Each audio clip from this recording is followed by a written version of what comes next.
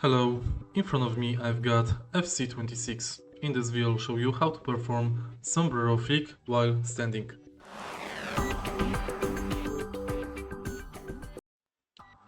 If you are facing right side of the pitch, to perform Sombrero Flick while standing, push analog right twice and then once left. To do this while looking at the left side of the pitch, do the same thing but in opposite direction.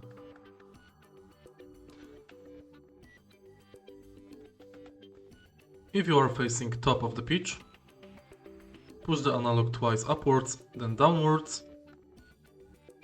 If you are looking at the bottom of the pitch, push the analog twice downwards and once upwards. If you find this video helpful, please leave like, comment and subscribe.